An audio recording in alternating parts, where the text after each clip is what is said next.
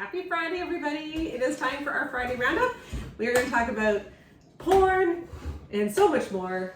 It's going to be great. Yeah. On a personal note, this has been a really difficult week and a half. My aunt passed away last week. We just had the funeral earlier this week.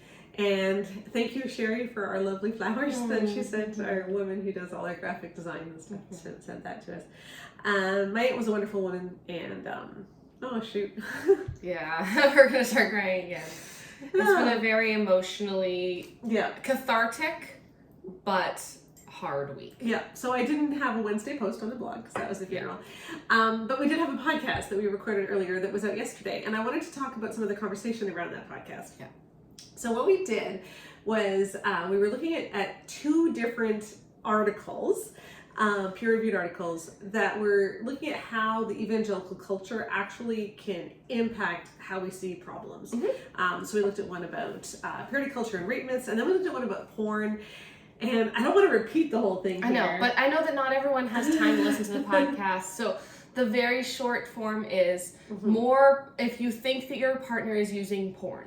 It has negative effects on the relationship, but your marriage and your sex life are increasingly damaged if you are evangelical or highly like if you have high conservative religiosity or you're very anti-porn. Yeah. So in essence, it's always harmful. But there does seem to be a way that we talk about it in religious spaces actively increases the harm. Yeah, and so and we were trying to make the point that, you know, there's the problem is we see porn use as all the same. Yes. And it's actually quite different. It's not a monolith. Because there's some people whose husbands watch porn and are very angry and are very rageful and take it out on the children and the wife and demand that she performs in bed and sees strippers and like becomes really abusive, and the porn is part of the abuse. And then there's people who started watching porn when they were 13, never wanted to watch it, you know, and watch it every now and then, don't like that they watch it, but they treat their wife really well. Like it's not echoed in their character day-to-day life. It's not it's something where it's an unhealthy coping mechanism rather than emblematic of their entire view of women. Right. And so we need a zero tolerance to porn regardless, for all kinds of reasons. It's not a good thing. It's a social justice issue. It hurts you. But we also need to be careful that we're not making things that could actually be fixed quite easily worse, so that it's hard to fix them. Exactly. Okay? And if you think we're not handling this enough nuance, we did an hour-long podcast on it. Go see the nuance there. Yeah. Anyway, I wanted to bring up a comment that was left on the blog by a man. And he's actually part of our patron group, but he left this on the main blog, and he says this. This connects to something that I've noticed in men's Facebook groups that are trying to move beyond the old shame-based accountability model. These groups start with way better principles, helping men develop actual sexual health instead of just white-knuckling through don't use porn. Yes. But here's the thing. The membership is pretty much all evangelical guys who see porn as their main issue. And I want to just pause here and I'll get back to it later. That really is the problem. Yes. Because when you talk about men's retreats or men's groups or they almost all revolve around pornography. Like the talk is almost, okay guys, we need to stop using porn. And porn is a huge problem, okay? Like 50% of evangelical married men do use porn to some extent, but 50% don't, okay?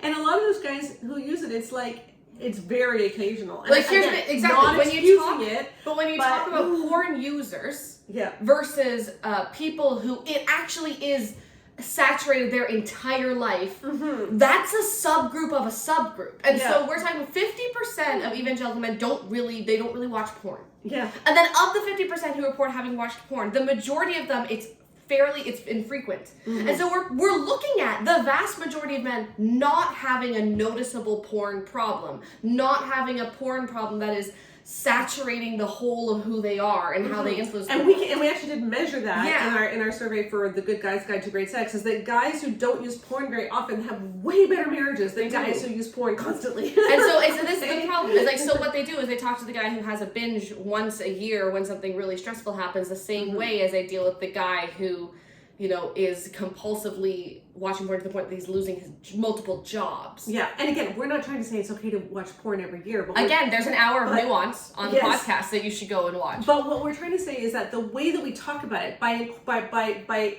painting all porn as the same thing, it adds a lot of shame, which makes it hard for men to quit.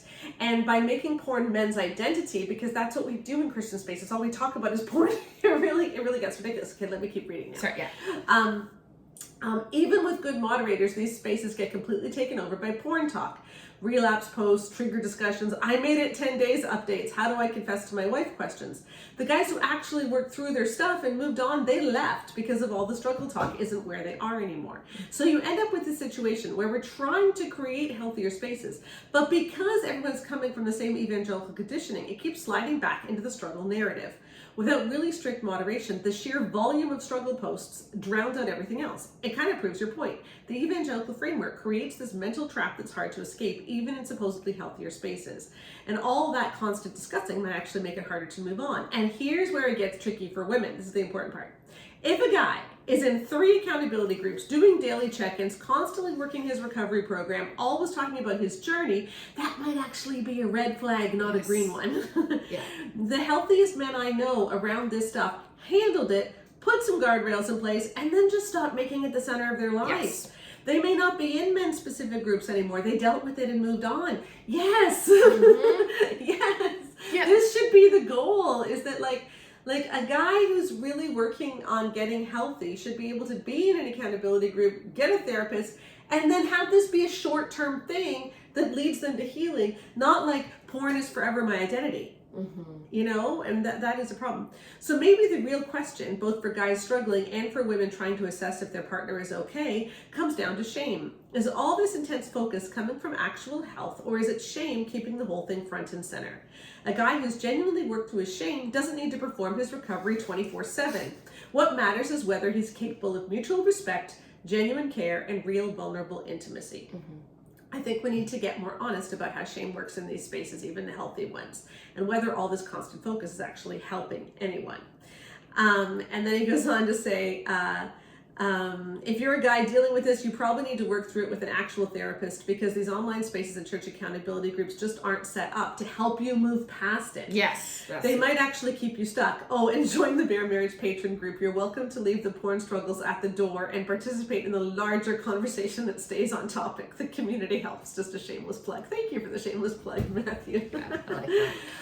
But what do you think? I read this comment earlier. Yeah, I think that the point that Matt says, where he says they are not designed to help you move past it, mm-hmm. is so important. And that's, I think, what's so hard is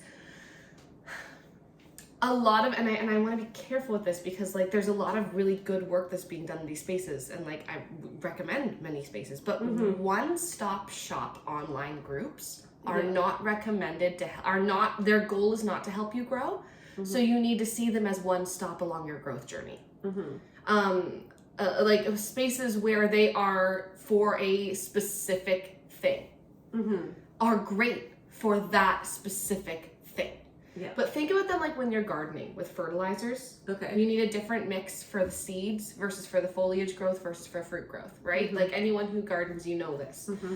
And it's like you have a seed starting mix. Mm-hmm. Right? A fertilizing mix for seed starting, and you're just keep using it and keep using it and keep using it, because the fertilizer, they want you to keep buying it, right? But it's your responsibility to be like, it's for seeds. Mm-hmm. My seeds have sprouted. Yeah. My seeds now need help growing leaves and firming themselves up and getting mm-hmm. stronger. So I need to move past this. And then when my friend is mm-hmm. trying to sprout seeds, I'm going to promote the crap out of this to them. Yeah. Because it helped me so much. I mean, but you're allowed to go with the seed analogy. Jesus talked about that. Yeah. Right? Like with the farmer who sows seeds, and some of it falls on the, on the rocky ground where it goes up fast. I think it's healthy. It's necessary. That's my point. It's okay. Say, I'm just going to say it. Okay, you can say it. Say you need betrayal trauma recovery. Okay.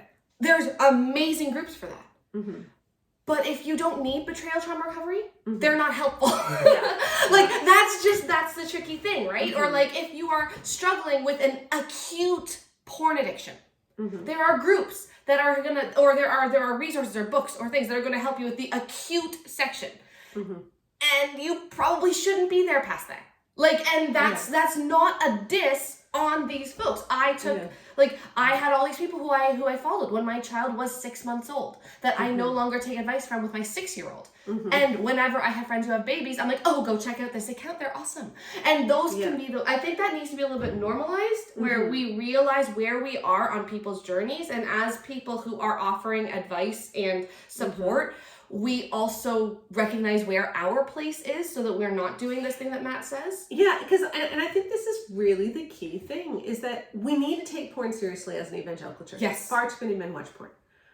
But there also needs to be an expectation that this is something you can get over.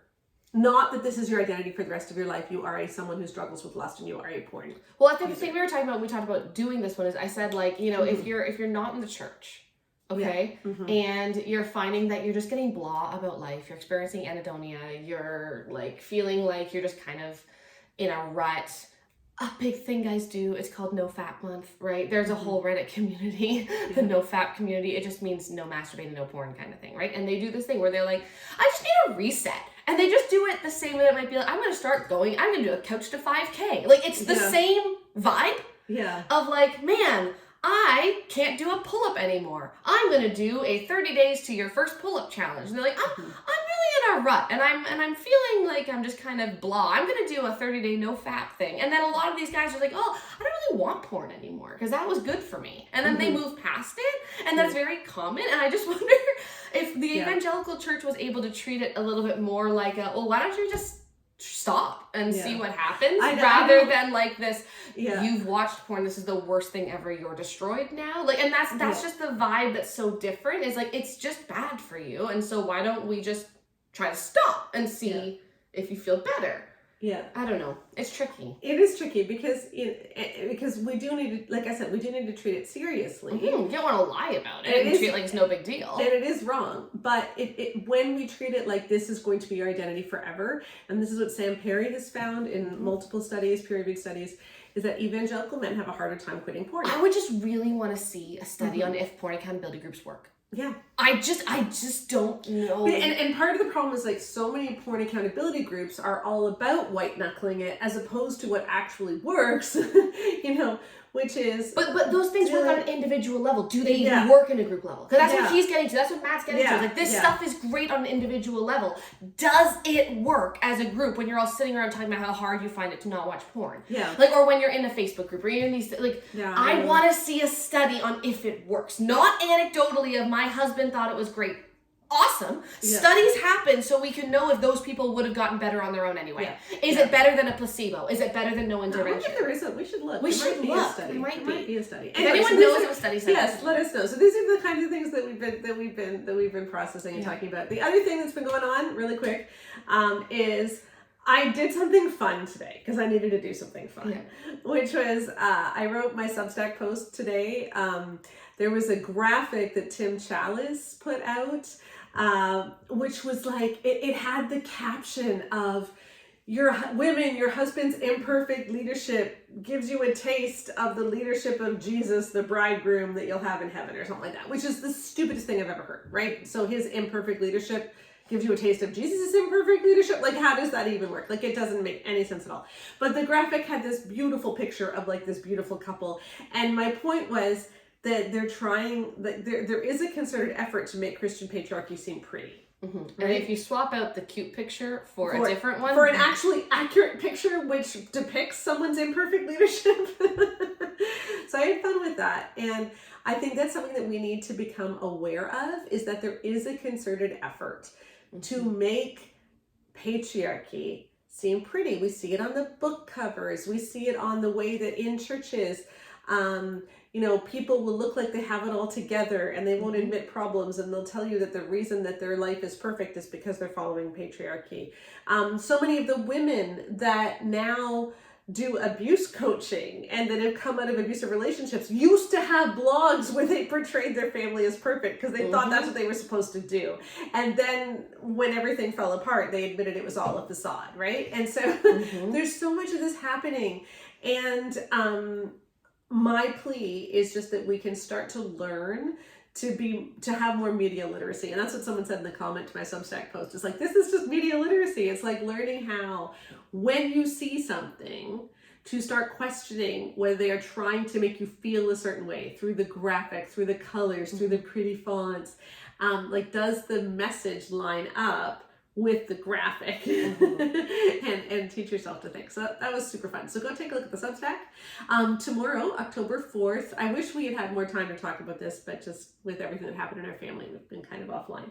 But Rebecca and I are heading into Toronto to be at Joyce Thomas's book launch for The Justice of Jesus. And yeah, so really excited about that one. I will put the link. I just need some community, so it's going to be really fun to meet people in real life. So if you're in the Toronto area, come on by. I'll put the link to get tickets in the podcast notes, and we'll see you again next week. Yeah, I think that's it. Okay, that's my cue. Thanks, everybody. Oh, Aragorn! What do we want to say about Aragorn? I think at this point, if we don't say it until the very end, it doesn't count. We missed it. Okay. Goodbye. All right. Bye.